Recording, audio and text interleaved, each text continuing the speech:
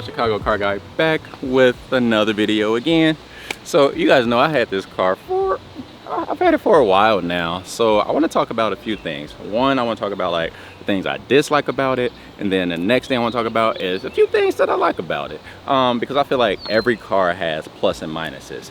It was kind of hard for me to find the minuses, but it's a few of them. All right, so let's get started. So the first one that I want to talk about is, okay, so like when you get in the car, the window goes down, slightly down, maybe about an inch or so. So let's say you leave the car wash or whatever, and you get out, you go home, you get out the car, but as soon as you close it, the window goes back up and you can see like the streak marks all down here from the water. I just washed the car, so I hate going into the trunk and grabbing a towel to wipe this little streak mark right here. I mean, it's annoying to me. I know it sounds small, but I just don't like it. Let's go around in the front. Another thing that I think could be advanced is the front parking sensor. So you know how the hood is very long, so it has sensors in the front to let you know when you get close up to an object. But I found out, like, I don't know if it's just this one or this year, or I don't know what the case is, but like when I get up close to something, there's a gauge in the inside that gets kind of red the closer you get. But I've checked and it's off, kind of like it's still yellow like when you're like this close almost onto something. So I feel like maybe it needs to be calibrated, or they just need to update something in the system to make it more accurate, because I would hate to hit something following the parking sensor. That's why right now I pretty much just reverse into the parking spots, because that camera is right there. There's a reverse camera on here, and that helps so much more. Another thing that I gotta point out is the film in this front windshield here. So there's a, I don't know what type of strip this is. Maybe it's I don't know what, there's a metal in here, right? And it's kind of blocking, it's like a RFID blocker almost. So I have a garage pass. So I put the garage pass in front of the window usually, and it opens the garage door. Well, with this car, there's some interference with the windshield, so I'm having to raise the window down, stick my hand out the window to lower that, to lower the garage. I know it's small, it's simple, it's a real small thing, but it's just like, it's more of an inconvenience than anything else. Especially like, let's say in the winter time, if I were to drive this in the winter and it's a real bad snowstorm, or a real bad like rainstorm or something, and I'm having to stick my hand out during a rainstorm trying to wave to open the garage, that sucks. But other than that, I think that was pretty much all with the negatives. What I do want to talk about is some of the positives too. All right, check this out. And one of the good things that I like about this is the space that you get in the trunk. A lot of coupes don't have a lot of space in the trunk, but I feel like with this one, it has more than enough space. This actually has almost more space than the C63 had. So actually, let me pull this out. This can fit 2-3 luggages at most. I still got my towels and my cleaning supplies, but I feel like with this car, and with it being a two-door, a coupe, it has a lot of space in the back to carry around.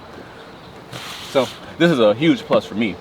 And it's not like that I carry a lot of stuff, but I just like having that idea of, trunk space. That matters to me.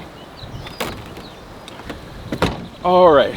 Oh, one thing I forgot to add on the dislike part is, okay, so you can put your foot in front of here and it will unlock the trunk. But I wish there was a button on the trunk where it closes back down.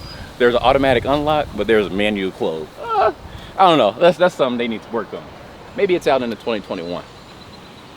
The lights. So if y'all remember, in the C63, the cup holders were in the door. So this is a little bit different. So in the C63, when I would put a cup in the door, it was almost like slanted too. So depending on how you drive, some of whatever you're drinking would kind of spill within that door jamb. But this one is different. It's literally in the center console, and I like that so much better. I'm not having to reach down. I'm not having to like clean up spilled drinks every day. I can literally reach my hand right there and pick it up, and I'm good to go.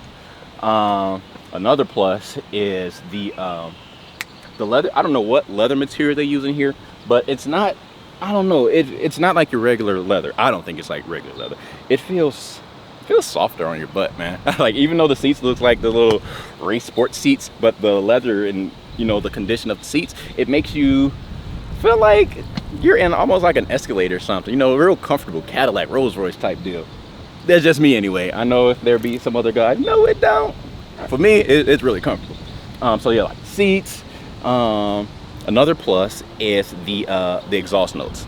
So in this type of car, there's different options that you can choose from to either open up your exhaust, close the valve, you know, and so forth. And what I like about this, even though I modified the exhaust, when I put it in comfort mode, and it's quiet, it is like night and day difference from Sport Plus to Comfort. And I really like how they did that design. It's a huge plus. Another plus is, so this is a glass. So I can, even though that inside the car, I can't like open the glass, but I can look up. I feel like this is a plus. I mean, and this should be in pretty much all the AMG versions. Just like a glass roof where you can look up out the sky, you know, just see what's going on. You don't need to have a retractable roof or anything, but having that ability to just see like the sky above you is pretty dope. The natural Rolls Royce stars. And I mean, other than that, I don't have too many other complaints about it. Oh, stop the start. That thing is horrible. So in all your cars, you usually, in most of the newer cars, you get like the stop and start button. So, you know, at a red light, the car cuts off, you know, when you put your foot on the gas, it cuts back on. I literally hate that. It's so annoying. So I wish they didn't put this in there. I mean, I don't care for that. That's more of a gimmick than anything else. So if they would have taken that out, you know, and did something with the windshield, this would have been a perfect car for me, to be honest. You know, you don't really worry about miles per gallon because I mean, you ain't go, if you're looking for an economical car, this won't be the one to get. I just filled the car up and paid like 62 bucks for it to fill it up using 93. I don't have any other complaints. This is a really nice car. So be looking forward to some other videos to be coming out. What I want to do that I don't think I've told y'all is I want to change these tints, because I don't know, it looks kind of like a hue type of blue color. I want to put it literally black. So that'll be the next thing that y'all going to see in another video, is me redoing these tints and also installing that wing that I was talking about in that other video. But I mean, yeah, other than that, those are my pros and cons. Y'all know what to do. Like, comment, subscribe, and I'm gonna see y'all next video.